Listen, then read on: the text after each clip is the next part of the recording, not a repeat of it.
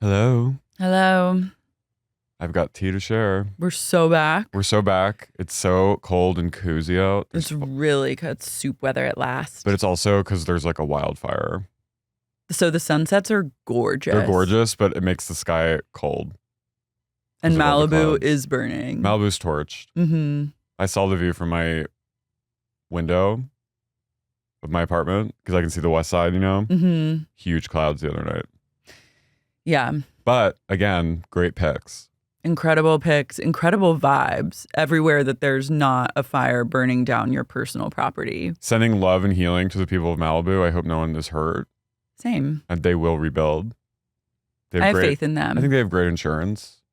I don't know if you can get homeowners. Oh, you can't get insured I don't think anymore. You can get fire insurance. I'm thinking about anymore. the last fire. I think that was like. But maybe if you already had it, I don't know. It's really not our problem. They all have a lot of houses. Yeah. So good luck. Good luck. I have had a great 48 hours. What is going on? Oh my God! You went to. I went to the event of the century. I went to the DirectTV event of the season. I went to Kathy Hilton's home in Bel Air, which I've like driven by that house before and not known it was her. Like it's very like. It's like a notable house that one. No, can it's just by. it's like I'm not going to say where it is exactly in Bel Air, but it's like right there. I have ideas. Yeah. I went with John Arthur Hill, friend of the pod. He graciously gave me a +1. Mm-hmm. I was a true who. He did the press line. He did the red carpet. There was a red carpet. It was more of a DirectTV blue carpet, we'll say. It was like an activation. It wasn't like her.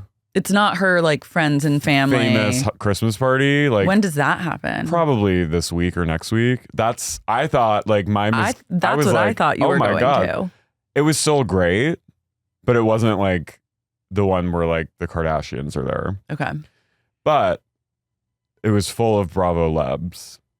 We were held outside for a minute. John and I waited, and then they finally let us in. I didn't see Kathy once. I know she eventually appeared, but for a while I was like, is this bitch even here?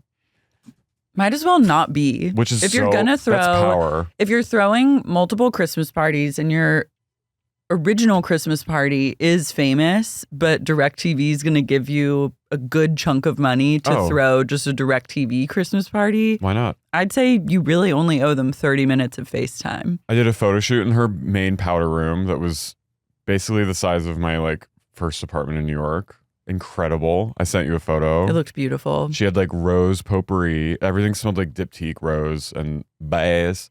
Rose and bays is her vibe. Okay. Interesting, because remember when she brought that disgusting 3-wick candle? Candy cane candle? It was the smell was immaculate. Okay. I will say some of the wallpaper. Not your taste. A little update, maybe. Maybe that's bitchy because I was a guest bitchy in her gay. home. But the bitchy gay starts again. Home, beautiful, gorgeous home. When I went to the backyard, I looked up. I was like, I've seen this home. Like it all came back to me because from outside, I was like, my bearings weren't there. The woman's got good taste. She put it together. I had a hot apple cider. Hold the booze. I saw James Kennedy and Allie. James said hi to John. We all know what happened later that night. Yeah. This is an organic Let me get to lead-in. that first. Okay. I'll get there. So we were just sort of like, John is, we were kind of not wallflowers, but just sort of like, what do we do? I saw Simone, the winner of RuPaul's Drag Race. Okay. Stunning. She's a friend of John's. Amazing, iconic. We were talking about Dune. I saw MJ from Shaws of Sunset, who we've met before. Love her. She was so cool. She looks incredible. Saw Barlow. She appeared. She had these two gays with her. They were classic. Essentially like I have chills. She was like basically like, this is Flotsam and Jetsam. Like I didn't know what their names were, but they were nice. And did you shake her pinky? She had her hands filled, and I think she saw John. Maybe she knows John from like Watch What Happens Live, but I think she's just one of those people because she's always in like Sundance mode. When she sees someone, she just goes like, oh, hi. Like, I might know this. You know what I mean? Yeah. She's like always on. Better to approach as though you've met him. This is an old trick, by the way. If you're ever wanting to, this is actually what a gay told me when I was like 20. This like 40-year-old gay man that I hung out with a lot. He was like, if you want to meet a celebrity but you don't know them, you need to just go up to them and be like, hey, oh my God, great to see you again. And just pretend like you know them, because then they will think that you do know them. Which I did with her. Smart. She had her hands full of like, she had her phone in one hand, like some drink in the other. She gave me a pinky handshake. It was very holding space. But honestly, like she was very sweet, but she didn't have time. She was like... She's at work. She was also This isn't performing. a work event. She was the surprise performance, which I missed. So she had a lot on her plate. We kind of like darted around, and then we're talking to these two sisters that were there. They're really cool. And then we followed them. They were like, when the surprise performance, which we came to know was Lisa and Kathy, we were like, let's go. So we followed them out. I was gave them both hugs goodbye. I accidentally whacked her younger sister in the face as I was hugging the older one with my so I was like, this is great. You're like, it's time for me to go. It's time to go. Kill myself. First it's time to go, and then it's time to kill myself. On our way out, a couple people knocked over candles. It was just like, maybe this is the right time. So as we're going upstairs, about to beeline outside, we were there an hour. So like we gave it a good college try, an hour 15. Who do I see in the foyer? Hengie, Whitney, Bronwyn, Mary, and some woman that was with Whitney who was like a taller Whitney. All standing there in the foyer taking pictures with people. John and I immediately, I will tell you, I haven't been starstruck in a while. My heart started racing and I felt overcome by a power. Just seeing them all together, it felt so surreal. The producer, their really cool producer, is a fan of Sup. He was like, do you want to meet them? Brought me over. I was like, can I take pictures? He was like, yeah, come over. Brief interactions with all of them. I saw people commenting my photos like flying too close to this. I was like, this wasn't like, I didn't like go out with them. You get numbers. It was a brief accidental miracle. It was the DirectTV party. Yeah. Okay. Like, let's not, come on. Let's just pump the fucking brakes. But they were there. They all looked amazing. They're all so beautiful. Everyone looked great. Mary was the first person I met. She, very sweet, cordial, warm, but also not down to clown. Well, yeah, she has a lot on her plate. And I wasn't about to ask God for a photo. I just couldn't get it out. And she had already moved on. So I was like, that's my window's gone. Yeah. Then I was introduced to Hengie, Bronwyn, and Whitney all at once. Whitney was very sweet. Whitney's stunning in person. She was very like, hello. And their producer, Casey, was like, oh, Carey's on a really funny podcast. You guys have to listen. Then Bronwyn was like, oh my God, what's the name? I'll have to listen. And I was like, please don't listen to this most recent episode. Yeah, don't listen to like the last two, but let's start at episode 1 of this season. But also maybe do listen to whatever. them. You know what? I'm free. I'm not going to be censured just because I've briefly met these iconic women. Bronwyn Bronwyn looked amazing. Yeah. Very nice. And then Hengie and I had a connection. She said that the producer had sent a clip of us being nice about her last season. Wow. Probably from the old stew. What clip? Just something where we were nice to her and she goes, you guys were nice to me when no one was being nice to me. So I really love that. I appreciate that. That's because we have the best taste of any podcasters who speak on this topic. I just said, you guys are like the real deal. And I said, can I get a photo? And they went, absolutely. And Hengie she did her perfect side pose. She kind of like, it was very like, I felt very like she's an old friend. She kind of nuzzled up next to me. Bronwyn was on my side. When I'm taking pictures of people I don't know fully, I don't always like do a full clasp. I do sort of like a polite. I saw that you touched Bronwyn's shoulder. But it's not like, I said, wow, they got familiar in this They were photo familiar, shoot. but I'm not going to do a full, I don't know. Maybe that's just my, like, I just feel like a full clasp is too familiar. Mm-hmm. So I kept it very polite. A light. Who was the celebrity that took photos with people, but when you closed up, she was never actually touching Avril? them? Was that Avril? I think so. It's like a famous meet and greet. Like famous meet and greet in every photo. It's always about an inch of space between her. In this day and age, that's a respectful thing to do. I was just like, I don't want to touch. I was shocked that you were having skin to skin contact. Why? It just struck me when I looked at the photo. Was it too much? I went, is he touching her shoulder? Was that too much? No, I don't know what struck me about it. I think just the touching. This gay is touching a woman? Like just the touching of a Bravo lab? A Bravo lab. And these women? Skin to skin. Yeah, it just was like, I was like, oh my God. But I was like, you know what? I'm just going to give her personal space. So I did a little like. You did a cup. I did a pyramid. Mm-hmm. But Whitney was like, we have a podcast. She and her friend were there and they're like, we used to have one. And I went, oh my God, that's so cool. I have to listen. And she goes, we don't have it anymore. And I was like, well, listen to mine. And then that was it. But I got a really great photo though. There's one photo where I'm like, it's very, it was like kind of an off the cuff photo and like Whitney's going and Angie's looking dead in the camera and I'm looking away. And I was like, this feels like Studio 54. Mm-hmm. You should make black and white, throw it on the grid. And I was, no offense to that random woman that was with Whitney. I'm sure she's a nice person, but I was like, why are you in this photo? I was about to crop her. And then I was like, that's mean. No, I mean, I probably should have cropped. I was like, whomst is this? Do I know this person? No.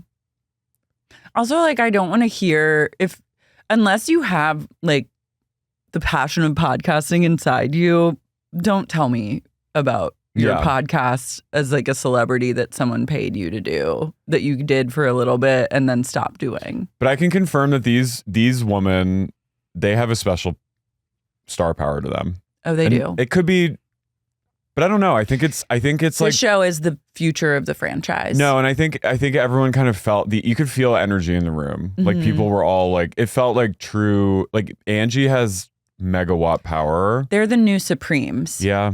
They're the new Roni. Yeah. They are. They're the new iteration of what the original Roni women were.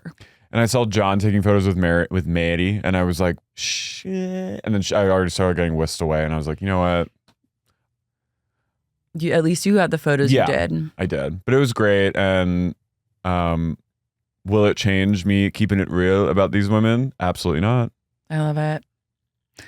But then later that night, DJ James Kennedy, arrested on a misdemeanor domestic violence charge. He got out on a $20,000 bail. I think a neighbor or someone heard an argument, called the cops, and they came. They didn't see anything. I'm like, how does this work? Because they were like, we didn't see anything. It just seemed like he was grabbing her. Wasn't this kind of like when Secret Lives of Mormon wives got DV'd? Yeah. Wasn't it sort of after the fact and they just arrested her like based on information? Fights and yelling. Was this in Burbank? It was at their house, I'm pretty sure. Is it Allie? Yeah, I would say. Okay, because it just said a woman. I don't know. I mean, who knows? I would venture to say that you put any woman in front of James and he'd feel quite comfortable screaming at her. I did. Allie looked incredible at the party. Here's the thing. This is, I believe, just the beginning, the tip of the James Kennedy domestic violence iceberg. There's been alleged. There have been alleged rumblings for many If you have years. been following closely, and if you're in the know, and if you especially read Kristen Doute's book, her memoir, you would know that she alluded to a boyfriend that she had on a specific show who was physically abusive. And if you listened to Raquel's podcast, a celebrity I forgive for being given a podcast and then botching it, you would have heard that she experienced some violence from James Kennedy, that their dog experienced some violence from James Kennedy. The couch thing. Yeah. And you would be putting things together right now, and you would be asking yourself, if I know this just from reading a book and listening to a podcast, don't you think that Bravo or NBC Universal also knows this and much more than what I know from just reading these things that are free in the world? And the whole cast, mind you. Because, like, I'm going to say this. In retrospect, obviously what Sandoval did was terrible to Ariana. But in retrospect, though, like, I'm speaking specifically about the first reunion of Scandoval where they were all really going in and James was sort of sitting on his high horse. When cheating on your partner and being manipulative is obviously terrible, but like when there's like a alleged woman beater sitting right there and he's getting like a full pass and like diverting attention for someone who just cheated, I'm just like, the backlash now with all this feels weirdly like, wait, we were maybe, I mean, two things can be true at once. Sandoval's a scumbag, but is it the same as beating a woman? I don't know. Do you know what I mean? It's just kind of like, I would say it's absolutely not the same. No, I'm just saying, like, it's just sort of funny that in a dark way that they were also, that James got a pass and got to slide through and has been diverting attention from these alleged rumors that a lot of people have known about. So it's just kind of like, it's weird. It's interesting that it was. But I will say, I'm just thankful that Kristen Doty gets to continue to her be on top. Parade. Yeah. She posted the TMZ article about James's domestic violence like in the last 2 hours and wrote, finally. And here's my other thought, and this is just me. This is not based on any sort of knowledge or fact. This is just me kind of going galaxy brain mode, is that I think it behooves shows like this that are based on like messy people to control the narrative of and the parameters of the mess. And so more palatable mess to the public is like a cheating scandal or like sex and messiness and sluttery. But the real mess is always lurking underneath. And it's almost too much for people to handle. And I think that TBD if we'll ever know the true extent of what people have known, what happened, because, and I do think that this is, in my opinion, only opinion, not based on any facts, just an opinion, that I think Bravo or the powers that be are many steps ahead of this and said, why don't we give this person a show, Kristen Doty a show? And kind of like the quid pro quo of that is that if she's happy on this show, she's not going to turn around and be like, you covered up domestic violence for years at my expense and then sacrificed me the second that you were able to, assassinated my character, made me out to be like a total bigot, which her actions were quite bigoted, but you threw me to the fucking wolves. And I think that that's the most interesting story. And I would love a journalist to talk about it. I'll talk about it here, but you know me. I like to talk about things, but I don't want to do the work. You heard it here too. If Lara gets her breaks cut in the next week, you know it's NBC Universal. It's an NBC Universal. It's a Boeing-esque hit. It's a hit. No, I'm just saying. No, I don't. I agree with you. I think my mind that makes perfect sense. If I put myself in like evil executive mode, who wants a hit was in Hollywood, wants the money to keep flowing, the ad dollars to keep spending, because also you have to think about who, like, it's all based around like advertising essentially. So are they going to be more open to advertising against just silly, messy whores, or like advertising against people beating their girlfriends? Well, yeah, and it's just all the stuff in the last season, like the Sloppy Joe thing, like the merch, like it just... it's a show about hating women at all costs and tearing them down, causing them to tear each other down. And it's a show about hating women. And Raquel, like, I mean... Even before the Scandival stuff happened, like when they were still together, like even before I'd heard rumblings about the alleged stuff, I'm problematic for thinking this, but she read to me as someone that's like being abused. Like she was so like timid and like, you know what I mean? And like, it makes... And look, like James and Kristen's relationship was incredibly volatile. She also, I think when you're engaging in physical violence... Stassi slept... Yeah, when you are at a point where you feel comfortable hitting your significant other, you have to assume that they will probably end up feeling comfortable hitting you back. Like, I just think that that's kind of, once you cross the violence threshold, it opens a door.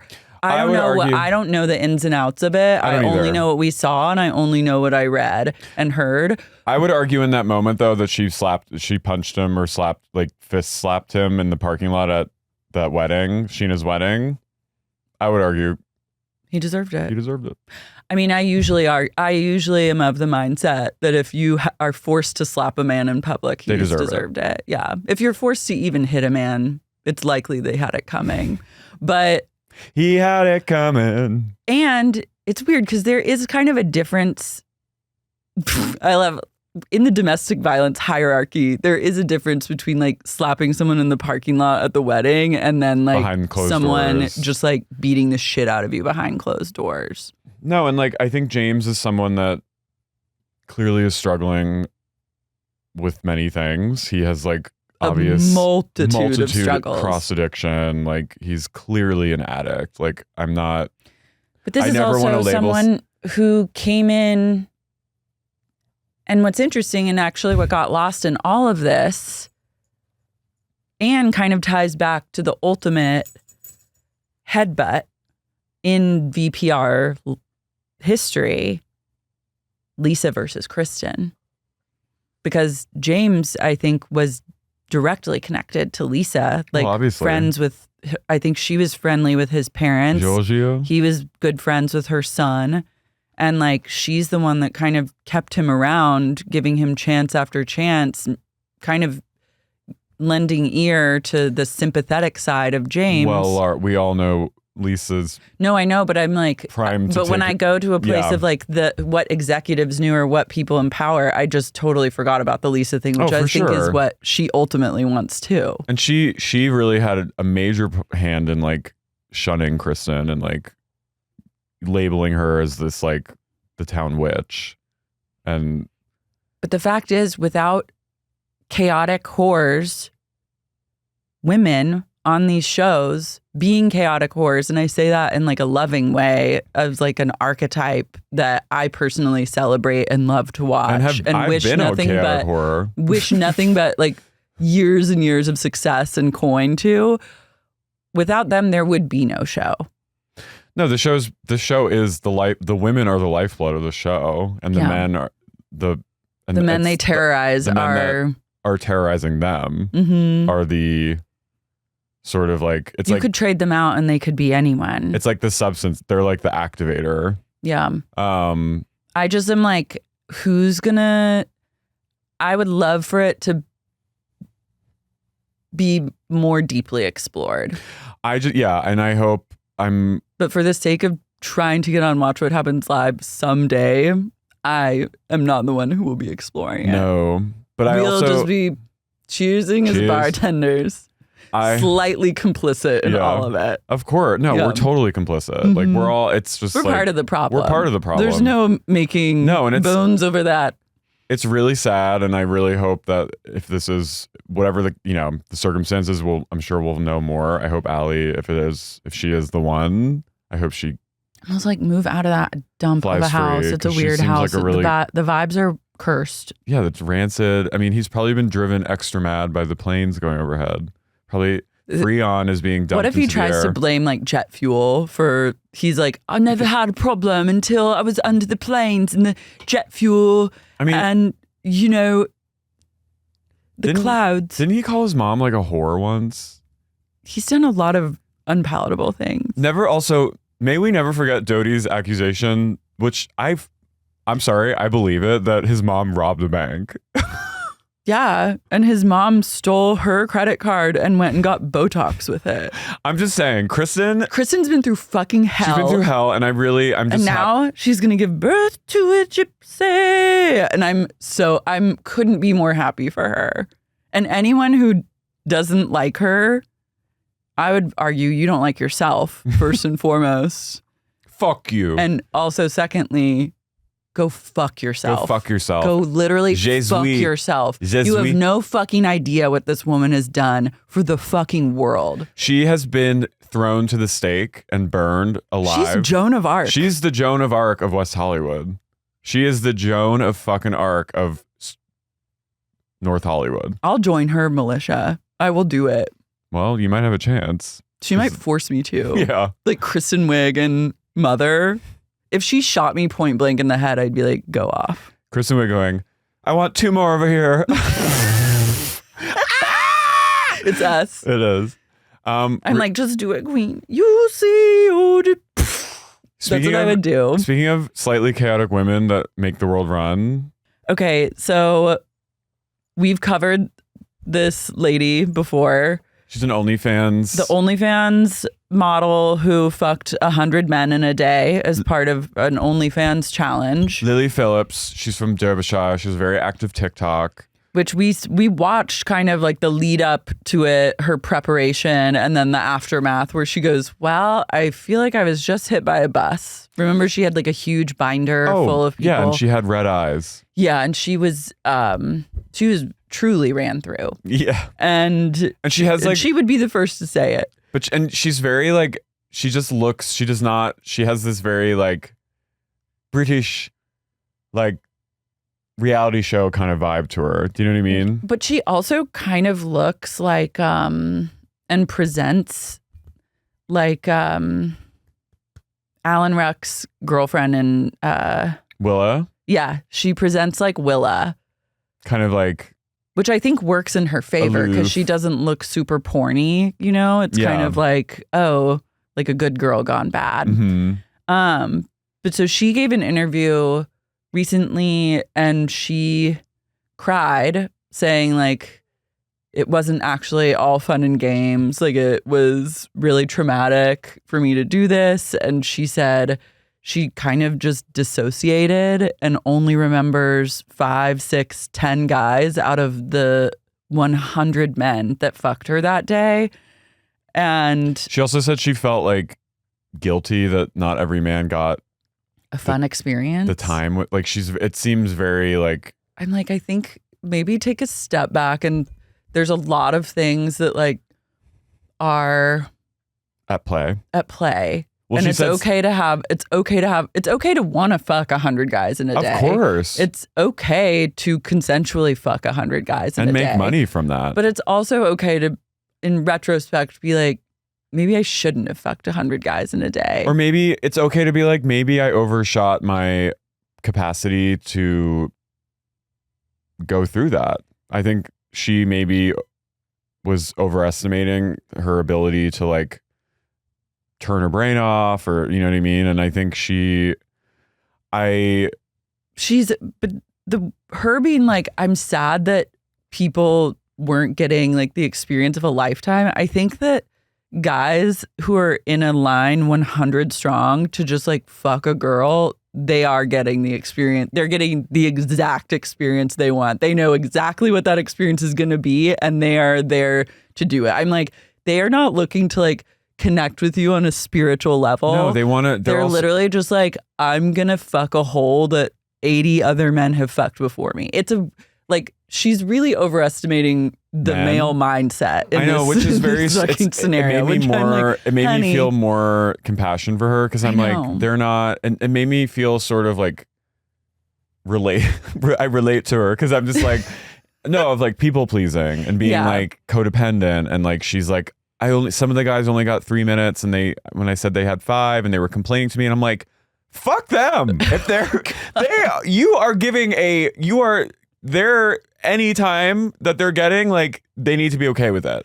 Do you know what I mean? Yeah. And they're like, some of them were like, I only got 3 minutes, and in the ad I said I got 5. It's like, bitch, you are coming into a room to have sex with a woman that's letting you have sex with one pump, you're lucky. Yeah. And also, these guys are like, if you're into this, it's like you are part of it is like being with the other guys. Yeah, it's there. Somewhat gay coded. It's loaded for if I found out certainly. If I found out like I was dating a guy and he was like, I'm like, what's the craziest thing you've ever done? He's like, I lined up with 100 men to fuck that OnlyFans model. I'd be like, we're done here.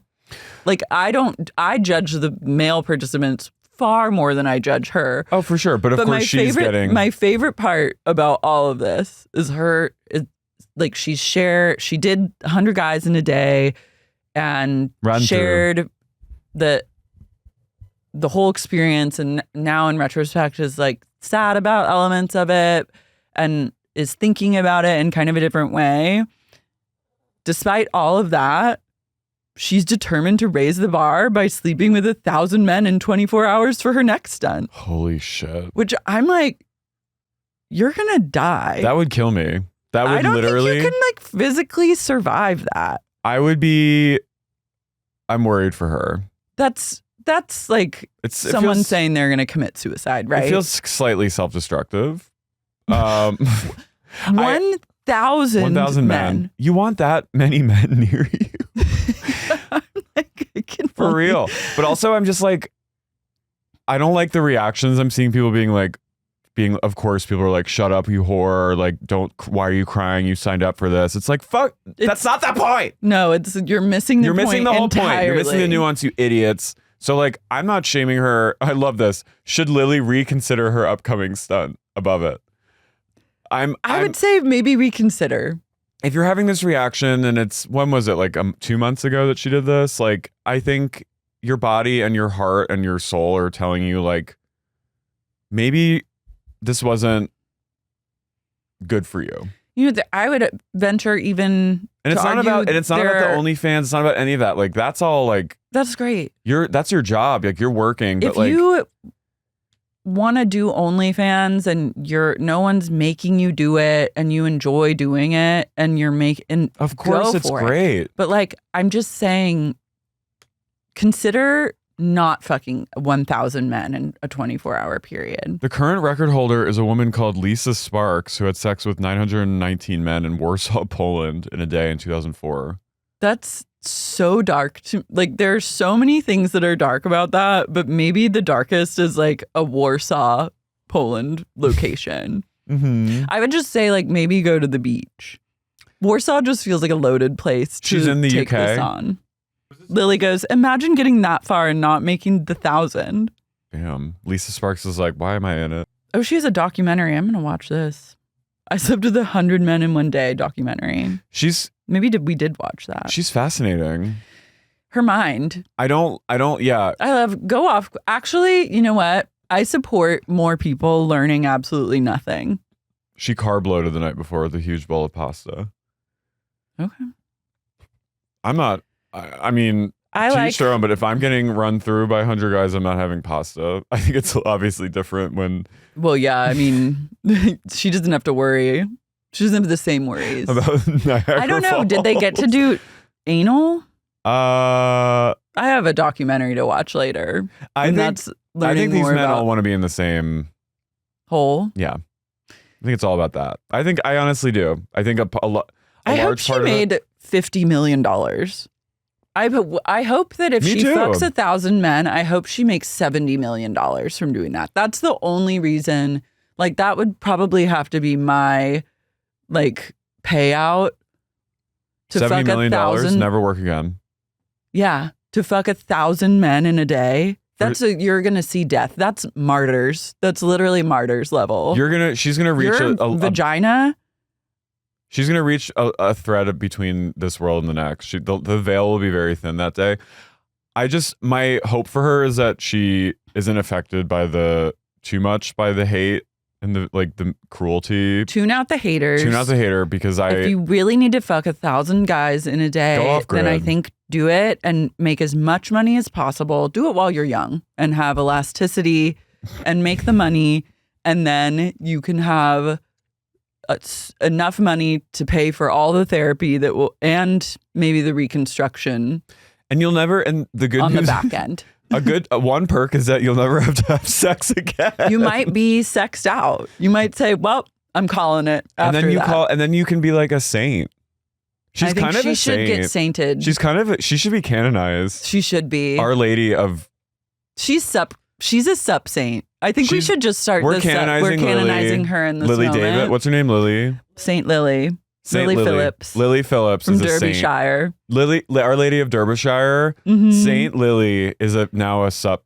She has been canonized officially. She's the patron saint of whores. We wish her well, and we all must pray for her that she will She achieves all her goals. And achieves what she wants to achieve. And this lifetime is about her learning these important lessons. Damn. 1,000. I don't want that. I don't want to know that many people in my life. That's so many people. So many people. Are they coming into her actual house, or did she rent? No, she's renting. Okay, good. Like she has a dedicated space. Okay, good. As long as that's too many. That's also like.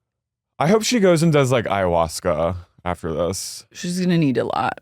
The Daily Mail is I haven't checked it in so long, but then I had a big old Daily Mail session last night and it did not disappoint. I'm a gay man, but I married my girlfriend after 7 years together. Jacob Hoff and Samantha Greenstone met in 2015 during an audition. Gay. I know. He's gay. He said, I'm gay. Are they theater people? I think so. Incredible. But he said, the only problem, boy identifies as gay. The moment he laid eyes on Samantha, she was someone special. I believe it. I think gays and women have, sometimes it's just really an intense connection. This is also the story that fag hags everywhere need to hear. Yeah. Because one day you too could have this. If you hold off long enough. Listen, so she noted that she was living in utter confusion after realizing her feelings for Hoff were more than friendship and felt a powerful magnetism towards him. She went to an energy healer who claimed that the pairs share a spiritual umbilical cord. They do. And then she told him about her feelings. And his answer was, oh my goodness, I can't believe she did this. But then he said, yes. And they fuck. Wow. They have so I would argue that he is not gay anymore. He's indeed bi. Or he's gay except for her. He says he's gay except for her. I believe. This is every woman's dream scenario. I believe now being in this new era that we're in, I think you can identify as gay and be with a woman. This is huge for me. This is like a dream come true for you. This is my ultimate dream come true. Yeah. They got engaged. I'm sorry I can't give you this, but I know it's okay. But I know that I don't have feelings for you in that way. No, I know, but I know you have a Rolodex of many gays in your life who can one of them maybe be I think the pick of it the would litter. be really complicated if I did have feelings for you in that way. Can you imagine that would be That would be a lot. We'd kill each other. It would be a little too much. But I'm saying you have so much. You attract so many. No, I'm like gays these two are monogamous. They're monogamous. They have sex with each other. That's wild. And they're married. They got engaged and they are now married. He looks like a theater gay. I know. Oh, wait, I've seen them on TikTok. Wait, this ring also is really nice. Like a gay man is going to get you. This is the dream. This is the dream. This is Christmas cometh early.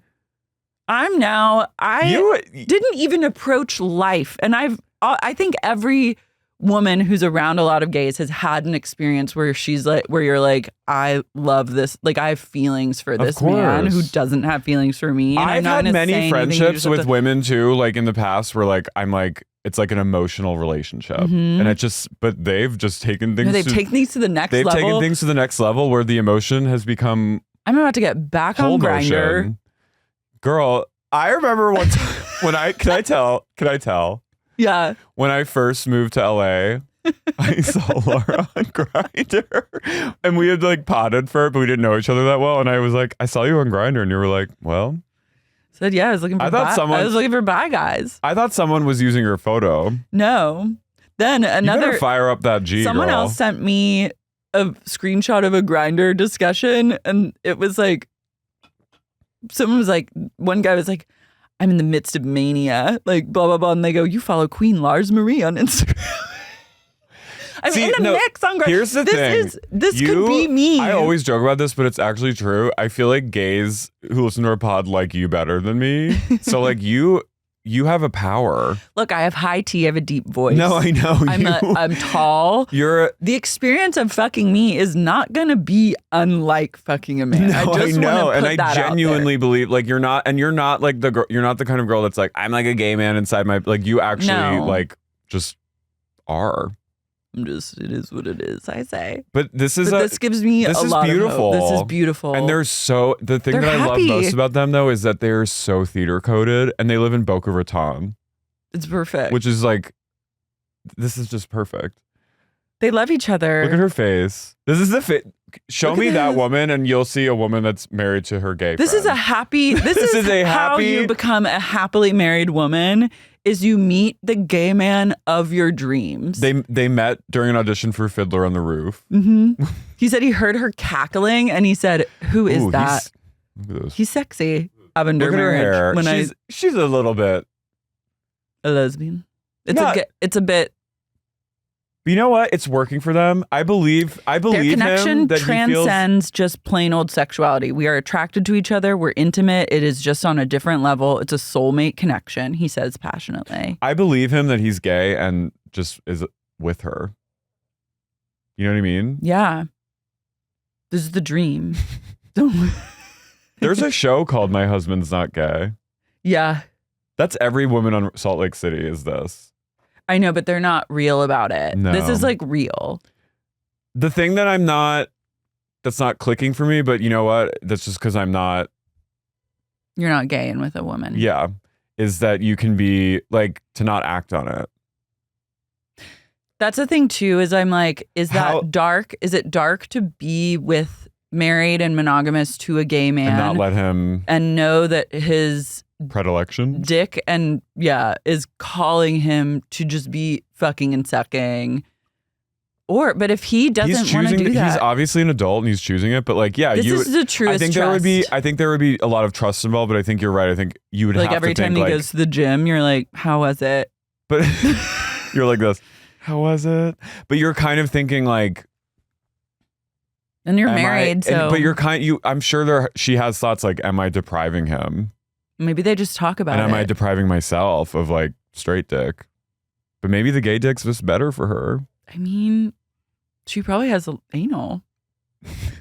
Or maybe not. Maybe she does.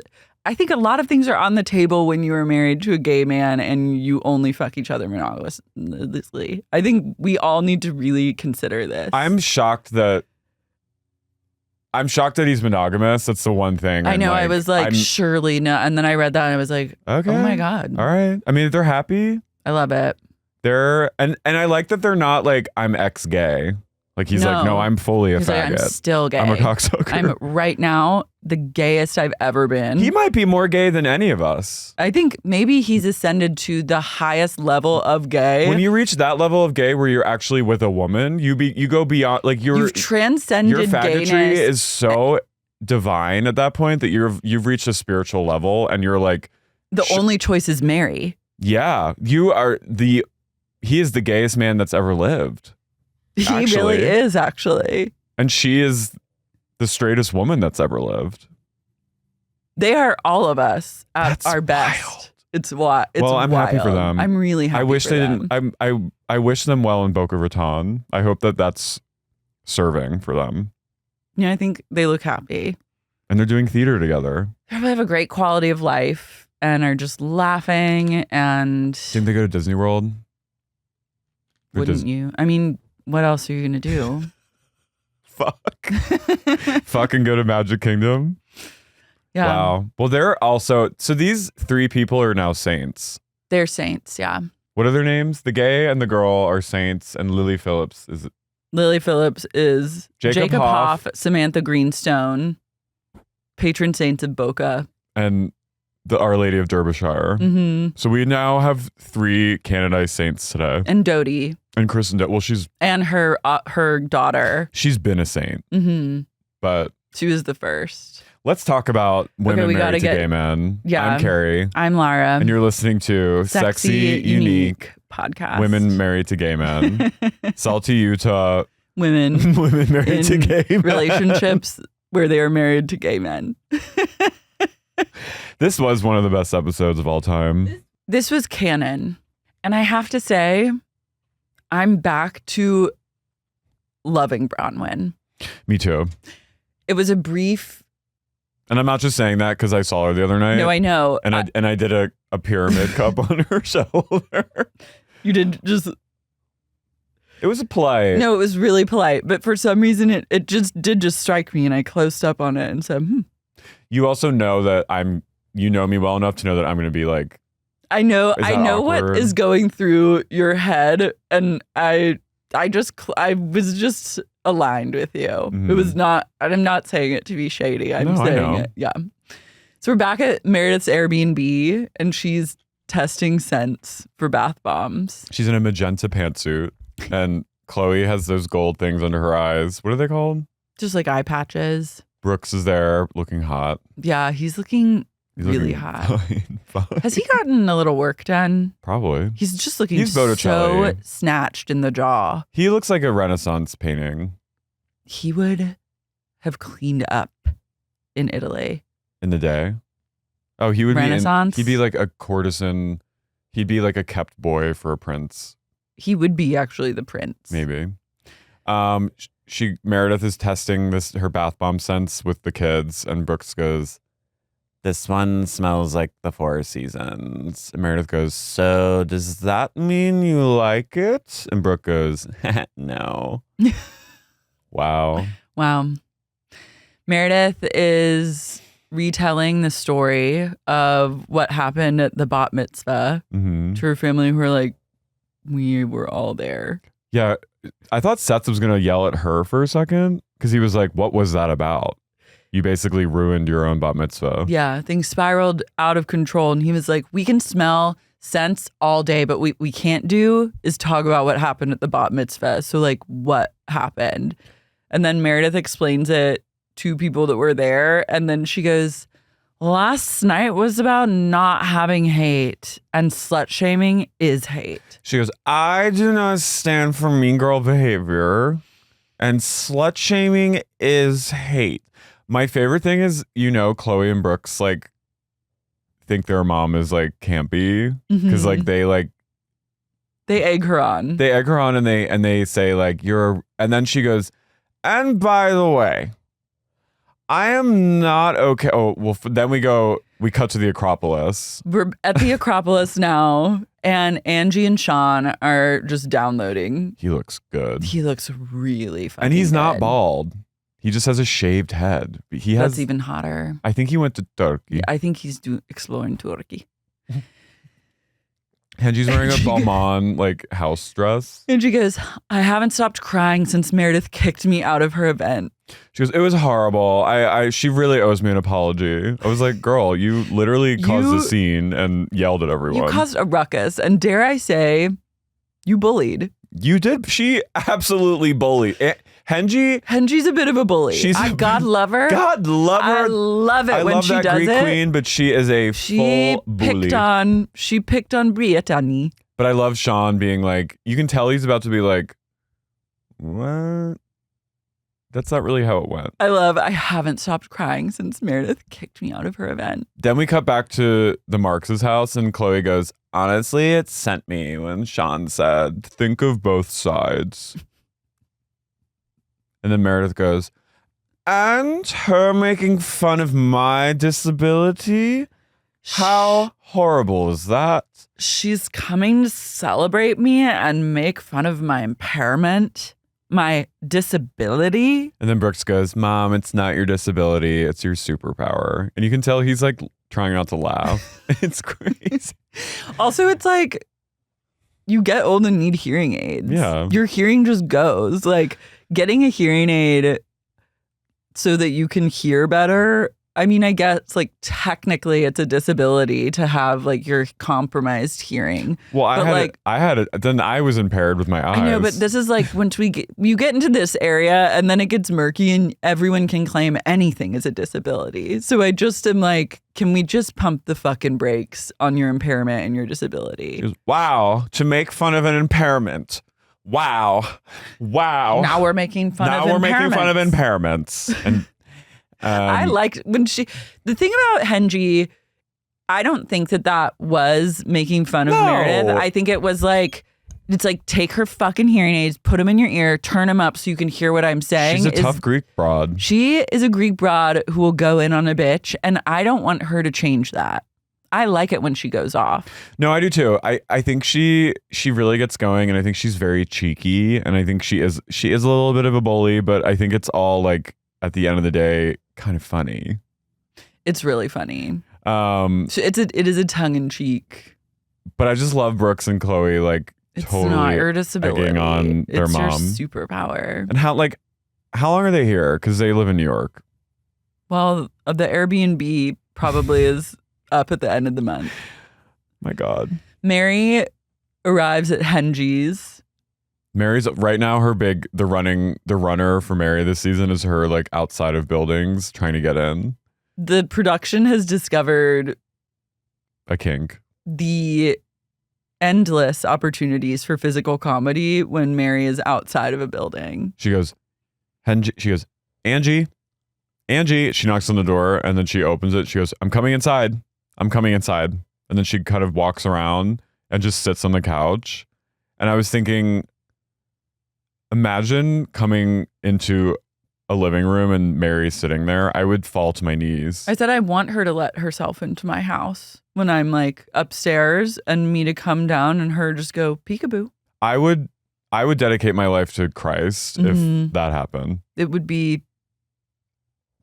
save me. And then Hengie's comes down with like flowers and is like wearing like a Star Trek looking outfit. And then she sees her shirt was seemingly ill-fitting. I couldn't figure out if it was like just scrunched in a weird way or if it was intentionally like the buttons were like that or if it was like a little too small. Didn't it look like Deep Space Nine? Like it literally looked like she was like a commander on it was a bit Enterprise. Star Trek. It was a bit Star Trek. And then it was like scrunchy in a way that I wasn't clear on. And she sees Mary and she goes, oh, Mary. You scared? She goes, I wasn't ready for you. I wasn't ready for you. And she brings over a fat, loaded charcuterie plate. It looked really good. And Mary, honest in her whatever truth she's on of be it Ozempic, be it something else, she goes, I'm not going to eat that. Mary, and she's like, I know, I just want to put it there. I like neither of them are going to. No. We're in an era of food consumption and food waste where you do buy the food, you put the beautiful platter together, you present it to you and another person. Neither of you eats it. Mm-mm. You scrape it into the trash. Yeah. Mary finally... She confides in Hengie. I feel like they probably have talked about it before, but they're just doing it on camera. That was the vibe I got. Yeah, because especially like when the blinds were closed like that, I was like, what are they hiding? Yeah. This seems like B-roll footage that was shot. Okay, wait. Also, do you remember that there was a rumor that circulated kind of when the season started filming that Mary called someone the R slur? Mm-hmm.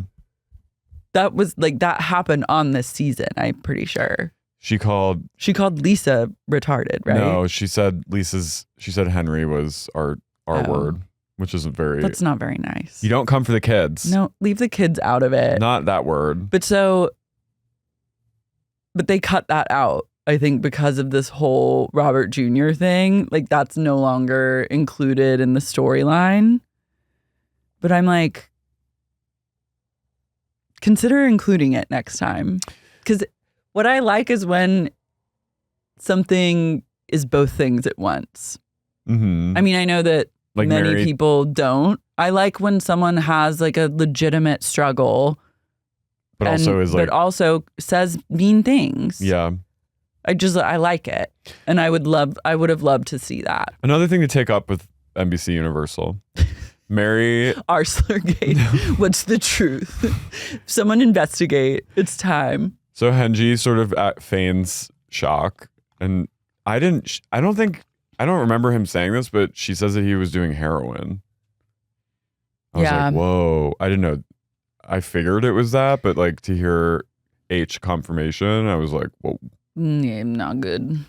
And then Mary's questioning herself and her own parenting, which is really valid and very real.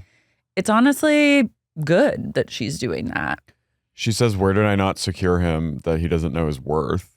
And she goes, she says to Hengie that like, he told me he felt like a stain on this world and like he was better off gone. And she tried to have a baby for 4 years and like he was her miracle. And she feels like inadequate as a parent. Like she didn't tell him that or make him feel loved enough, which it's very honest. And I think when you're dealing with a really young person who's wayward, such as Robert Jr., that parents do need to examine what their role is in it. Like when Angie's like, no, it's addiction, like that just happens to people. I'm like, it doesn't just happen to like teenagers. Or what do you think about that? Because I'm of the mindset that like there is something that went on. I'm not saying it's the parents' fault 100%, but I'm saying like with an addict. Yeah, I'm saying like when a young person like in their early 20s or younger, like in their teens, is deeply spiraling, addicted to drugs. I do think that there's some sort of family fissure that has led to that, or like an oversight. I think that like parents have responsibility. Yeah, and like I've talked to my parents about it. Like they're all in programs for stuff too. Of like, my mom is in Al-Anon. Yeah, I think I've talked to them about like they kind of didn't want to know. They knew it was happening sometimes, but they just they couldn't bring themselves to like, they knew why I was always hitting them up for money and like how I would spend money so fast. But not even that. I'm talking about like earlier. Oh. I'm talking about like the core issues that cause you to go seeking out that experience in the first place. I think oftentimes comes back to like a trauma that may or may not be family related, but more often than not, it is family related somehow. Yeah, I think like... And like talking about that as like, that's the thing. Well, that's why like in people in rehab, there's like family therapy sessions. And I think that's really important. I didn't get a chance to do that because I didn't go to rehab. But like I know a lot of people who've been through that and it's really helpful. And I think it can be really hard for parents to be like, because I think they want to be like, it's not my fault at all. Well, I can't imagine like the level of regret you would feel looking back. Because I'm sure as a parent, I mean, maybe not. Hopefully you look back and you can kind of pinpoint like, oh, when this thing happened, it probably wasn't good. And like, how did I deal with that? Yeah, but a lot of parents don't do that. I know. Especially. But I just think like the blanket statement of, they're addicts and you can't blame yourself. It's just addiction. It's the nature of addiction is so surface level and like not how it actually works. It's a little more nuanced. There is a chemical imbalance, I believe. Like I think there's a propensity for addiction, but I also think there's like external factors definitely that go in because they, you use and drink over things. It's not, things don't cause you to, I believe this, but I think things exacerbate something that's already there. And I think a lot of it has to do with your family. And I think if you don't reckon with that as a parent, if you have a child who's an addict, like you're not going to like learn anything.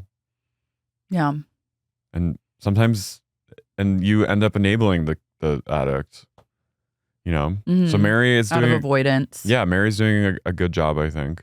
Yeah, I'm just fascinated to watch her. I'm riveted every time she speaks on it. I love to. She's like, so Puerto Vallarta, I don't know if I can go because I need to be with my family right now and get the situation figured out, but I will make it work. It's like, you also could just not go. She goes, no matter what, I will make it work. I will make it work. And Angie's like, great. And then she goes, I'm confiding in you, Angie. And I was like, Angie, you gotta she'll keep the lid. Chill. We see all the girlies packing. Meredith is packing with Claudia, the house manager, and she tries on a furry, very skimpy bikini. And you just hear, I just need to hear Meredith's deep guttural laugh at all times. Meredith laughs like an old man in a cigar bar. She laughs like Katharine Hepburn. It's powerful. It's very mid-Atlantic laugh. Everyone arrives at the airport and Britani arrives with low body count hair. She's redone the whole hair look. She's a good Mormon girl in this moment. She got a big, sleek blowout. Mm-hmm.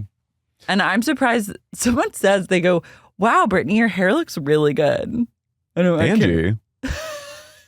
Hengie literally says, your hair looks great. I literally was like, she got this blowout to impress Hengie. Yeah. And it worked. She needed to do it. I was also like, where the fuck has Heather been? Unclear. Maybe I guess making TV deals. I thought you were going to say making TV dinners. I was like, what? I think she's just been slaying. She's just been microwaving. Okay. Bronwyn? Bronwyn shows up and she is kind of meek. And the girls are like, how are you? Like, how have you been? Are you feeling okay? And Bronwyn reveals that she was at the dog park with her dog and was mauled. She says a dog bit me at the dog park. So I was like, okay, it bit her shin. She pulls up her skirt. She was attacked. She was mauled by a dog. A dog bit up her leg. It's black and blue. It grabbed onto her calf. Multiple puncture wounds. I have a video of this because it was shocking. It grabbed her leg and then she pitched forward and it grabbed her arm. She was brutalized. By a hound. I hope this is like lawsuit. This is arbitration, right? She goes, the owner was in the car not paying attention. So I took a video of this because it was legitimately so insane. No, it really freaked me out. Bronwyn was brutalized by a dog and she shares her injuries, and I took a video of it because I absolutely just could not believe it. She got Travis the monkeyed. She fully did. Middle of the day at a dog park. That's my hell. And somebody's dog was in there unattended. He was in his car. Oh, and his dog bit me. Dog owner. This dog bit me from behind on my calf, and as I leaned forward, he caught my arm and bit me multiple times down my arm. I've been in a sling, I've had stitches, but I took them out. Okay. Right in time to get stitches and go to Mexico. The weirdest thing about this was all wounds. Here. So you're good. So does tequila. That's right. Yes.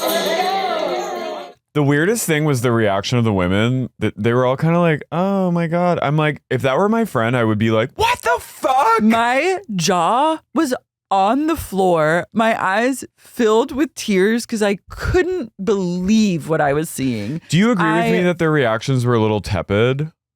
They were all kind of I'm like, they're this acting is insane. Like these dog attacks are just a dime a dozen. Maybe that's what happens in SLC. This woman, she was rabid. She could have been killed. She got attacked by an animal. Not just a dog nipped me.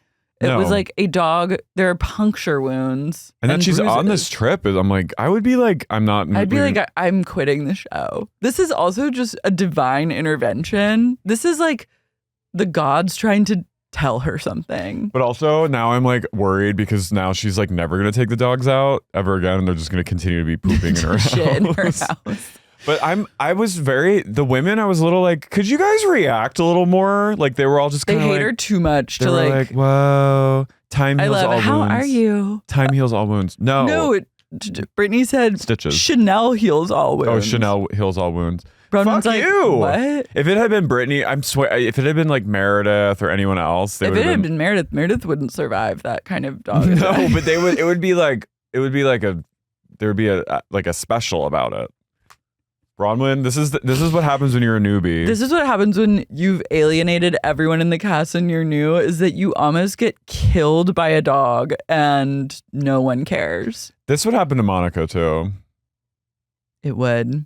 This is truly such bad luck that I have to imagine it's like predetermined by the universe that it would happen during this time of filming too. For what reason though? I don't know. I'm trying to like Humble? decode it. It is like slow down. It's a slowdown.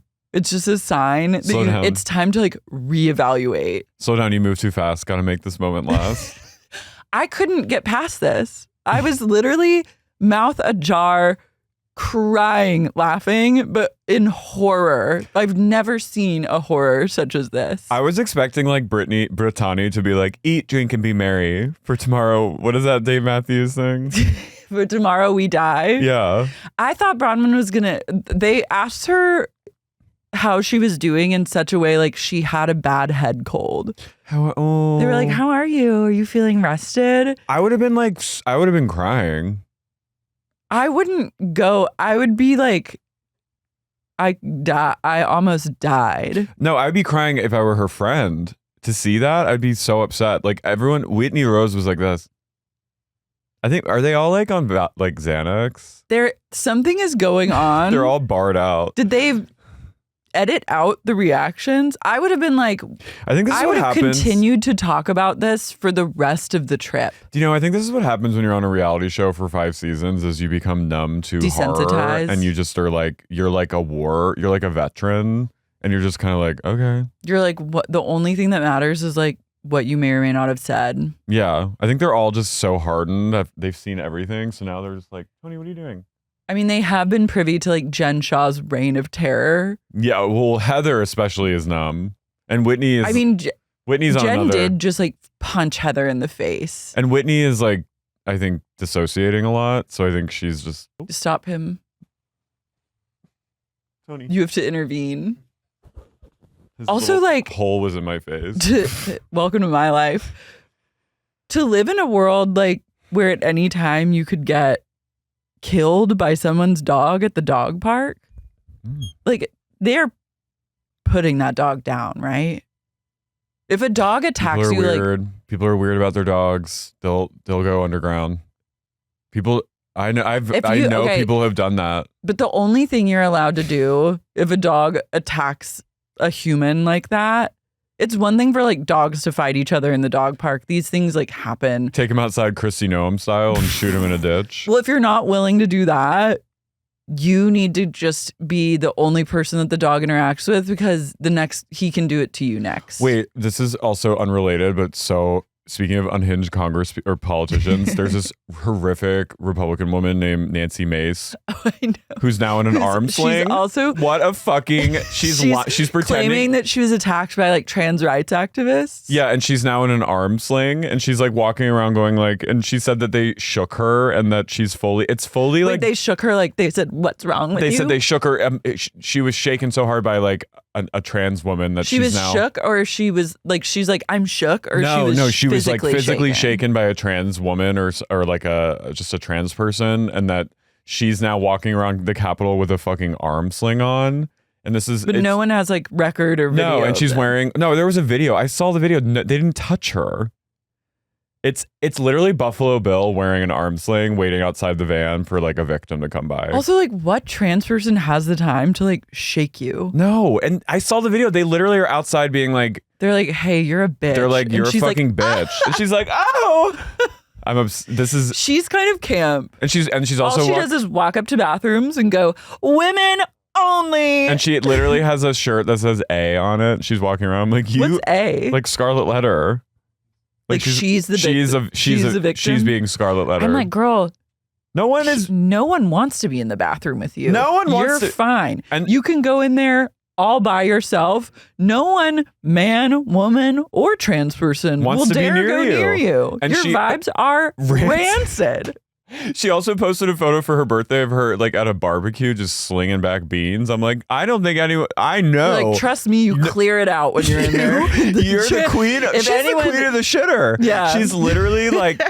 She's you go into the bathroom and everyone, regardless of gender, is like, I'm out of here. No, I think that's why she wants to alienate everyone from the bathroom so she can just have a place to just splatter. Yeah. She's ready to rock that toilet. She is in there with her bean fucking dumps. Bean dumps. But I'm obsessed with this woman walking around with like an arm going, oh. Anyway. I'm like, what do you think is going to happen to you? Like, in a bathroom. She's just in like any bathroom. Also, any bathroom that you go in is like nothing's like you're not the person at risk. No. Like you are probably the least at risk in you're at all risk. the bathrooms People that you are at go risk in. being near you. Yeah. You're the terrorist. Yeah. If it's not your farts, it's your shits. It's you like faking assault when someone goes, "Oh, hello." And you're like, "Ah!" Oh my God. So the ladies hop on the plane. Bronwyn was, we can all agree, torn to shreds by a pooch. She was run through. Yeah. By a pooch. I could spend the next like hour processing Bronwyn's No, she fully was cujoed. And then imagine getting... No reaction. She is the Revenant. Imagine getting full-blown revenanted at a dog park and then being forced to go to Mexico with a group of women that hate you. Imagine having that reaction to your like traumatizing dog experience and then everyone being like, all right, let's go on a plane now. Yeah. They go, whoa. So they land in Vuki country, Puerto Vallarta. Lisa's favorite state. Because they make Vida. Lisa everyone gathers on the bus. Lisa has like a margarita in hand and she goes, you guys, this trip is going to be amazing. I made a PowerPoint for everyone. Well, first she goes, the airplane bathroom is disgusting. There was pee all over the floor. And then Heather, jokingly, says that was me. She did an aerial. I need to be serious for a second with women who refuse to sit on toilet seats and instead hover and then piss all over the toilet seat and the floor. Please stop. Shame on you. Shame on you. Wipe it down and fucking sit on it. You're not going to get a disease from sitting on a toilet seat. That's not how it works. Do you know where I first learned about putting toilet paper around the rim? Wipe it down, put toilet paper on it, put a thing on it, or don't, or just touch it. In the beginning of the movie Copycat, when Sigourney Weaver goes in the stall, have you seen that movie? Mm-mm. It's like a serial killer movie. She puts a rim of toilet paper. And I remember being a little boy seeing that and being like, wow. She is on fire. I literally was like, that's the greatest thing I've ever seen. I was so inspired. Also, like, the process I imagine of her like daintily laying piece by piece really spoke to you. Sigourney? The theatrics. Yeah. But Heather, just do that. Don't, please, I'm begging you. I'm begging you and telling you that if you just do a wipe down, dry it off. Wet it, dry it. Just do what you need to do okay. so that your fucking ass can touch the seat. It's gonna be fine. You're gonna be fine. And you're gonna spread disease more if you're pissing all over everything. Yeah, true. Versus just like taking the L and having to touch the seat. No one wants to do it. No one looks forward to putting their bare ass on something that many strangers have. But it's what we have to do to respect each other. It's what we have to do. We are a society. This is a society that we live in. Barlow made PowerPoints, which I thought was really thoughtful. I think it's thoughtful, but I also feel deep in my soul that she's trying to milk as much of the tax benefits off this trip as possible. So if you have a PowerPoint explaining like the Vida tequila tie-in, you do get to claim some of this back on taxes. I also think it's her OCD. It's a variety of all the things. It's all the things. It's all the things. So they get to the villa. They're greeted by a concierge named Lizzie, who's either Irish or AI. She was like... I was like, oh, she's Irish. And then she was saying like, y'all. And I was like, okay, so she's an Irish woman that lived in Charleston. She's still being programmed. Mm-hmm. But she welcomes them to a villa, which is really two identical villas next to each other. And takes them through the house tour. Everyone reacts positively. The hotel, I have to say, is giving like in The Bachelor when they have a date, like in like a pool. And like in Bachelor in Paradise. Bachelor vibes. It's Bachelor in Paradise hotel date. It's not my cup of tea. Seems nice on its face, but when you look closer, you realize it's actually kind of cheap. Well, that's kind of... But not... Some housewives, they are on like really glam vacations. Well, isn't that sort of Barlow? Life. Oh, how dare you. I'm kidding. How very dare you. I'm kidding. I had to be a little cheeky, just like Angie. Bronwyn. I had a Hengie moment just now. Barlow has divided the villas into two groups. Rightfully. And she's done a lot of mental math and emotional labor in deciding what these groups should be. And Bronwyn is incredibly unhappy with the way this has shaken out. And I love anytime there's a woman like lightly crying next to a wall, but not really explaining why they're crying. I become happier than I've ever been before. So the rooms are Whitney, Bronwyn, Hengie, and Mary when she comes. And the other room is Heather, Barlow, Meredith, and Britani. Britani got the first pick. Mm-hmm. So yeah, Bronwyn's kind of... I mean, I think she's reeling. I think Bronwyn's from truly her vicious reeling attack. from being mauled by a dog. And it's coming out in the villa gate. But the way she's processing it is to stand next to the wall and just like softly cry. Listen, I've been there. That was me in college. At a party. I had a period where I would get wasted and just cry. And there was one night where I was in the bathroom crying and my friends lined up one after another to come in and like comfort me. And they like tagged out. Like it was like one of them tapped out and the other one, literally. Yeah. What were you crying about? A lot of things. We don't have to get into it. Being gay at a school where you couldn't be gay, really. Quietly weeping. The ladies, they settle into their villas. And Bronwyn is really miffed. She goes, I don't understand Lisa. Like, she knows that I was physically attacked by a dog, and yet she's still put me in this villa with these people. She goes, Lisa's demanding I claw my way back into her good graces. She knows that I'm having a hard time not only with the dog, but with Gwen and Todd and all these things. And Bronwyn, also, this is why in these moments I was like, she's essential to this show, because when she's not kind of being like, oh, ah, ooh. Betty Boop. Yeah, she gets real. And she does have really good reads. She goes like, what? They're going to like, what are they going to do in there? Her and Brit, they're going to go like get like fucking best friend tattoos or some fucking shit. Like she'll come out with kind of a sailor mouth read. And then I'm like, go in this direction. That's like in Bridesmaids when she's like, what, are you going to go to Paris and eat baguettes?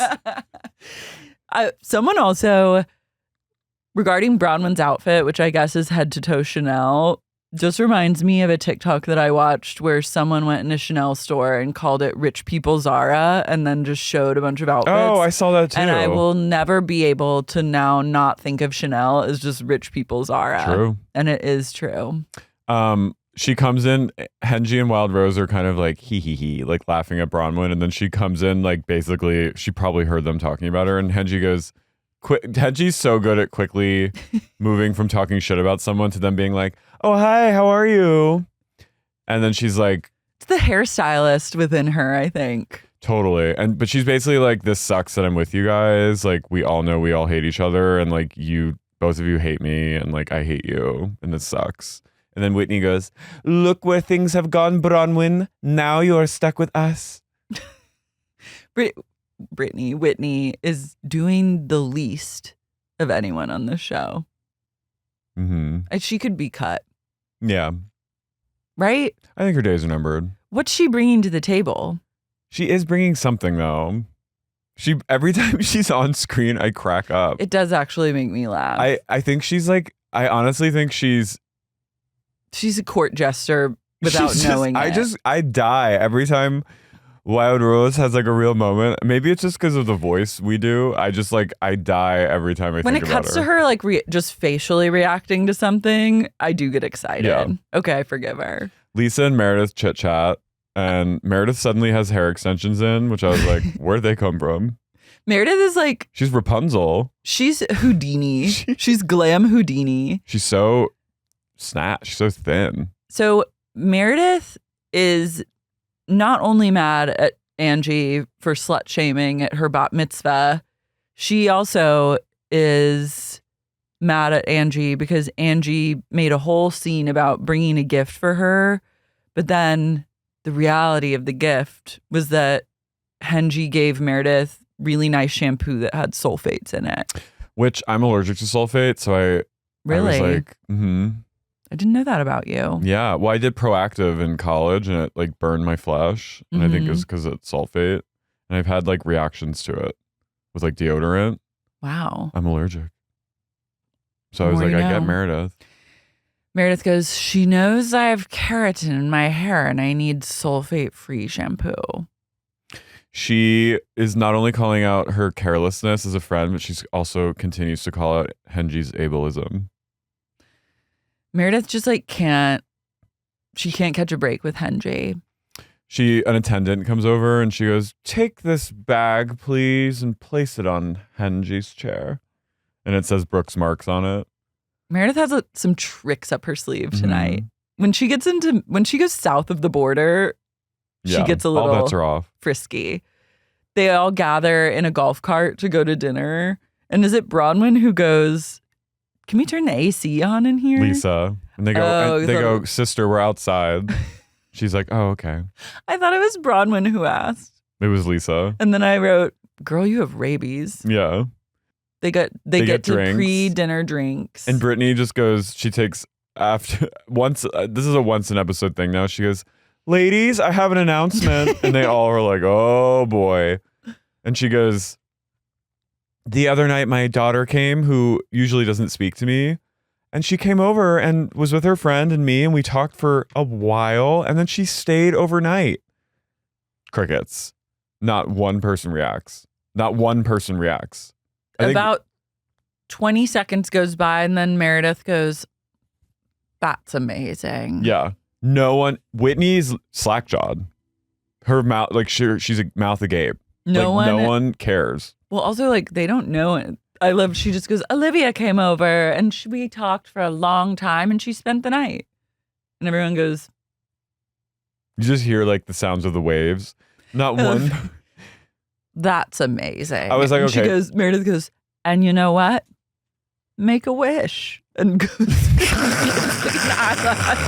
she does full magician theater dinner. I love it. When you have nothing else to say to someone and they're like flopping really hard in a social scenario, but you do have a fondness for them because they did just get bully slut shamed at your bat mitzvah, you can always just go, you know what? Make a wish and pretend you got an eyelash from there. I'm just obsessed with, I have an announcement, and it's literally Olivia. They're all like, who the fuck is Olivia? This is the kind of woman, which is my favorite kind of woman, who will name drop a first name that you have no idea. Oh, welcome to LA. Where they're like, you know what? Stephanie came over and we haven't talked in ages and we had a great conversation and then she spent the night. And you're like, I think Britani belongs in LA. But don't come here. No. I know. Stay there. Please don't come near me. But I'm also she has a good LA energy. But she has like a Real Housewives of Beverly Hills energy. Yeah, there's so many situations since, especially moving in LA, where people have just told me like, you know, like Chloe was over the other night, and I'm like, I just met you. Mm-hmm. Who's Chloe? They love a first name drop. But I've had my not share, even of a celebrity, just like a name. I've had my fair share of crickets. And the first time was One time when it was like 6 months into dating with Simon, and we were with two people, and I said something. Oh no, we were with his brother and my sister-in-law, and we were doing a little hike, and I said, "It's amazing." It was like our first trip that we were taking together, and I was like, "It's amazing that like people live out here, and it's just so like disconnected from everything." Crickets. Where? We were in Big Sur. Crickets. Not one person. And I looked back and Simon went like this. So now whenever that happens to me, which happens not infrequently, Simon turns to me and I go. Like he's giving you a coffee shop applause. He's like, I heard you, but I'm going to troll you a little. Okay, I like that. Yeah. Bron and Lisa get into it. And Bronwyn's just mad that she's in the other villa and she's doing the thing that she will eventually learn is not the way to communicate, which is like trying to point out why someone's wrong and that they really need to apologize for like a minor thing that like doesn't really matter that much. Yeah. When they sit down post drinks, there's a lot of steps to getting to dinner. There's drinks at the bar, there's sitting in like a lounge, and then there's dinner. This is like still the lounge area. And someone, I don't know who says it, but someone goes, contrarian, that's the word of the day. I think it's Britani. Britani is now front and center. Lisa's using her as a pawn to punish Bronwyn. So she put Bronwyn in the other villa, and then she let Britani have the seat next to her. And Britani is loving every second of it. Totally. Her face while Bronwyn's talking or when Lisa talks to Bronwyn is like, she's going like this. Whitney goes, Britani is a pawn and does not even get it. Wow. Astute observation. Wow, Wild Rose. Detective Rose. Bronwyn is coming undone. This is like a thing where it's like, this is a very smart person who shouldn't be bothered by these people because like, they're kind of idiots in comparison. I'm sorry. Yeah. Britani is a fool, and Lisa is like, I don't think... Be glad you're not her. I don't think Lisa's as bright as Bronwyn. Just saying. I think she has a lot of talent. I think she's gifted in many other areas, but I think Bronwyn just like... But she's letting them get to her, and you're seeing a very smart person like coming undone. Who also doesn't have this ever happen in social situations. No. Like this, I would argue that she's never experienced something this in her life. And she's literally like, how is this happening? And she's glitching. She's trying to like get it all discussed and get it out. Yeah, she's trying to like work it out. But she's also getting fixated and there is no answer. She needs to really go to a place of like zen. She needs to go to a place of like acceptance. They who cares least wins. Mm-hmm. You know, like if you show that you're caring, you're losing. And what Lisa is really gifted at, other than like being a shrewd businesswoman and just like a go-getter star, is like she's really good at twisting people because she's one of like many sisters. And I think she's just like, she's good at playing games. Well, also I like, as a fellow game player in the sibling realm. Big sis. It is our God-given duty and right to, when someone is going in a Bronwyn direction and you're unbothered by it, to be like, I don't understand, like, when you know exactly why they're so mad. Oh, yeah. To go, I don't know, like, we're in the same villa. It's two villas that look exactly alike. Like, what, do you want to just spend all time together? Lisa goes, aside from sleeping and shitting, we're together. So what's the problem? She knows exactly. And I was like, Barlow, you're good. You're good. And at one point, Lisa's kind of like being defensive and Bronwyn goes, I don't like that bass in your voice. And then Britani goes, I don't like that bass in your voice. And then Bronwyn goes, can it, Britani? I don't need your help. I love her going, ooh, I don't like that bass in your voice. Ooh, bass in the voice. Yeah. She's empowered at this moment. And she deserves to be a little empowered. Lisa would have been a really good attorney. Oh, yeah. I think she missed her calling. And she also is not wrong. It's like, on its face, it is like, what's the fucking problem? You're here on a nice trip. I'm paying for everything. Like, so you're in the other room. Like, suck it up. Who cares? both of them have points. I'm just like, Bronwyn, you're not going to win this. You've got to pick your battles. And she's not picking her battles yet. She's trapping herself in a trap of, why are you so obsessed with me? Mm-hmm. Which is like, you've lost. She's already lost. And she has rabies. Mm-hmm. And she's succumbing Bronwyn, you have rabies. She's succumbing to like... succumbing to rabies. Mad cow disease. Yeah. What if a cow attacked her? I think after this dog attack, I realized that anything is possible with Bronwyn, specifically. Yeah. I was like, she's not safe. No, she's cursed. So then as tensions are heightening, people are screaming, a lovely man tries to gather the ladies and usher them to the dinner table. These poor attendants. They can't catch a break. No. Bronwyn continues the fight, an argument, from standing up all the way to walking to the hostess stand, all the way to walking and seating at the dinner table. And I'm like, you've got to let it go. You just have to let it go. I've seen this happen before with other new season, like first season housewives. When she comes back, which she will, she'll learn. She won't do this again. No, I know, but I like the road to Zen, the road to acceptance. When they get to the table, Hengie realizes there's a strange bag in her seat. Her face, she goes like, I took a picture of her face. They love it. They're kind of astral.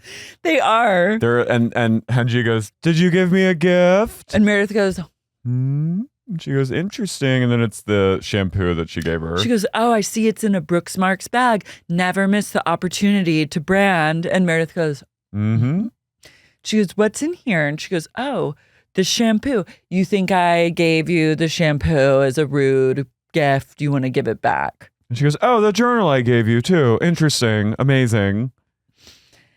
And Britani kind of pipes in and Britani is starting. I'm obsessed with her. Me too. She is going nowhere but up. Yeah.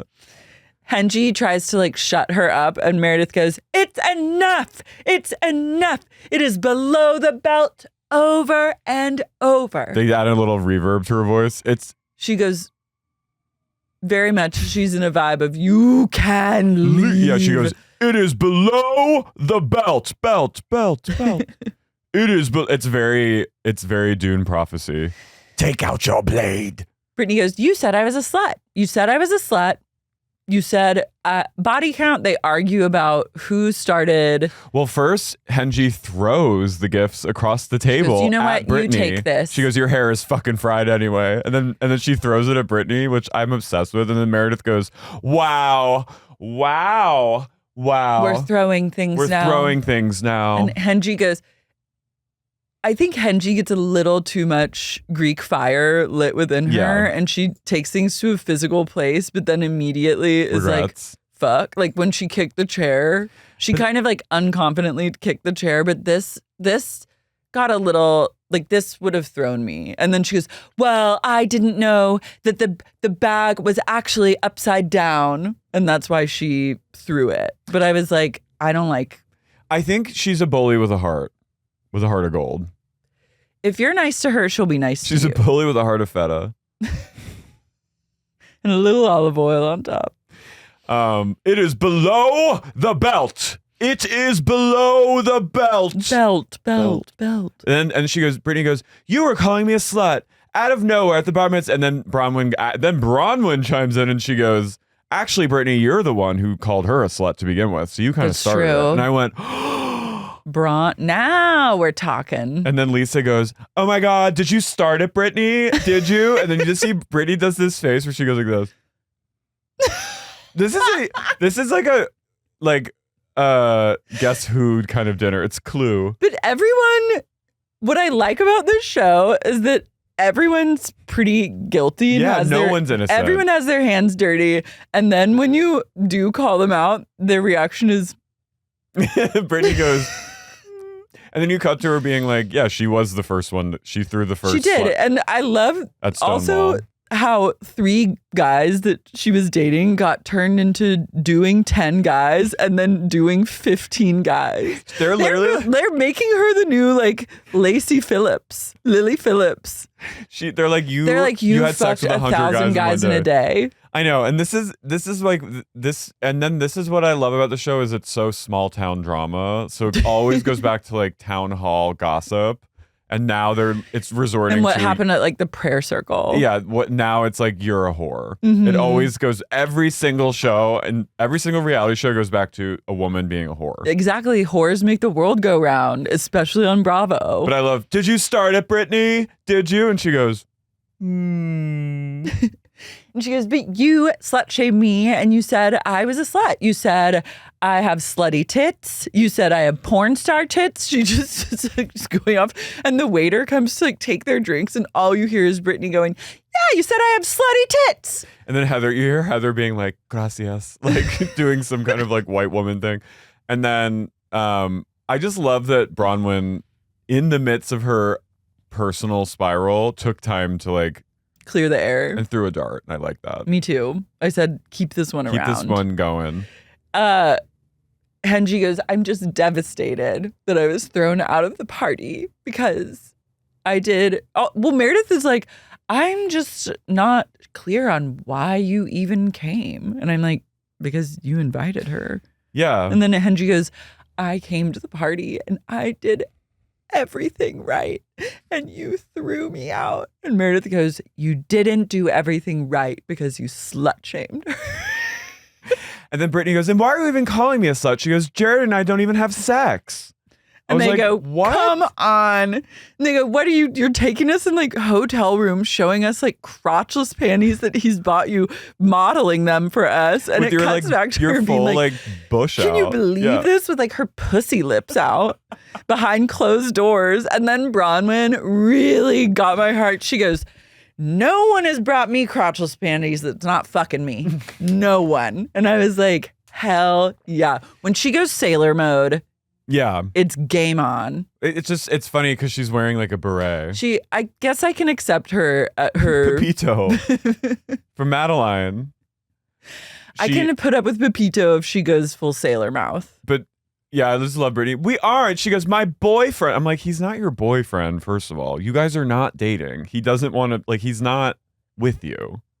You know what I mean? We'll never know. I love that though. And she goes, I've never even had sex with Jared. Oh my, like she's such a liar. It's crazy. She's a terrible liar. She's a liability. And then you cut to her like literally like showing her labia to Heather in the bathroom. It's literally like the doors where she goes, get a load of this. And she goes, take a load of this, take a whiff of this. Right? And then they go, you hear has Heather Jared going, seen it? Have you worn it for him? And she goes, just once. and you hear Heather being like, oh my God, look who's getting fucked by Jared. Like it literally is like the evidence is all written on the wall. She's literally showing them like a sex tape of Jared like plowing her ass. And she's like, look what I did last night. But then she's sitting here going, I've never even had sex with Jared. We what are you talking about? A lot of things, but we don't have sex. But this is also going back to her like Mormon, like she's putting on airs. She's a freak behind closed doors. Oh, 100%. But that's fine. Just own it. And then Hengie and Meredith come to a place. Then Meredith suddenly is incredibly a 180-degree change of heart. Because she loves Hengie. They love each other. And she apologizes, a very sincere apology. And Hengie goes, I'm going to hold some space. And she puts Hengie in a place of holding space for the apology and just taking a beat. But there's a glint in Hengie's eye where she went, because this is Meredith and her, spar. They have a sparring thing, but at the end of the day, they love each other. And they'll always come back for more. They go, I accept your apology. And then Lisa goes, ha ha, yay. I just love, look at these, get a load of this. These crotchless panties Jared got me. Look at them. She goes, look at these strappy things. And you hear Heather going, oh my God. She said, that's what Jared Osmond's into. Yes. Can you believe? She goes, have you worn these for him? And she goes, just once. Just once. Remember? Heavens, I just can't help myself. Darling, I gotta quit, but I just can't. She's oh my God. She's so special. An incredible woman. Mm-hmm. Yay. Yay. So then now we're on to there's only 3 episodes left. Oh my God. But the next episode we see Lisa being like, yay, to Puerto Vallarta, we're here. And they're on a booze cruise. And we also see Bronwyn going, why won't anyone ask about my struggles? And I was like, that's the perfect. She goes, my situation with Todd and the infidelity that I was like, whoa, what's this going on with you? If a man's traveling that much in your relationship, he's cheating. I would He's say cheating. more often than that. Mm-hmm. CEO. Mm-hmm. Todd's going underground now. Todd hasn't been seen in a week. In a week. Yeah. He only travels via tunnel. No real Luigi updates other than... They stopped giving the public what they so desperately crave. Yeah, because they know everyone's so speaks. horny. Oh, but they were outside of the jail he's being held, and prisoners were shouting out the window, free Luigi, his conditions are terrible, get him out of here. Well, he's going to die in prison. I don't think you can survive, like, if he has, like, serious back injuries. No, but he has an impairment, a disability. But I'm just saying the prisoners are like on his side and like rallying for him. I knew that they would Yeah. be. There was no world in which this kid goes to jail and everyone turns on him. But they might just have to free his ass. I think they should. They have to. Will he do it again? They have to call it, like, they got to call it. I'm calling it. I think they gotta go. That's I'm calling the trial. We're calling it. You can't have a trial. No, you cannot sway the public opinion against this man. Now you have the prisoners shouting out the windows of ABC News, being like, at Ashley Banfield, being like, let him go. Also, anything anyone says, like some senator or someone or the other was like, this is America. Like, we're not barbaric. We're not barbaric. We don't like kill people for the benefit of other people. And it's like, yeah, we do. That's what our country. Pretty sure that's the entire business model. Like, that's the point of this country. The entire world would disagree with you on that one. I mean, that's the American way. That's the American way, sis. Girl. That's all we do. Do you live here? Yeah. You're not even from here. No, they're living in a place of woman's world up in, like, where, like, everything's like, we are a strong, principled nation. It's even like, the employees of United who have gotten like a mass email was leaked. I know. And he was like, he was a really good guy. So like, let's remember the good times. And the employees were like, what? When even the employees are like, I know. We'll see. Do you think like guards are going to gill him in jail? Gill him? Gill him. No, I think they probably are feeling bad for him too. Everyone is affected by healthcare. It's like, other than drones and UFOs, it's the one bipartisan thing in our country is how we all get fucked by healthcare. I hope the focus needs to be.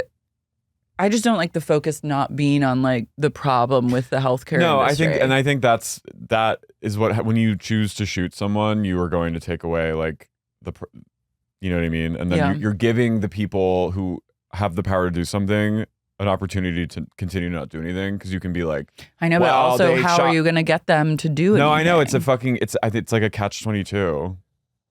But now it's like the gloves are off, and now the rug has been pulled up, and now it's like now we're talking about it.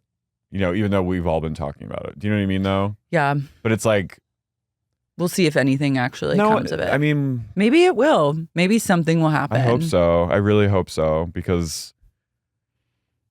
Yeah. It's a stay tuned situation. TBD. Many things we're in a place of stay tuned. Yeah.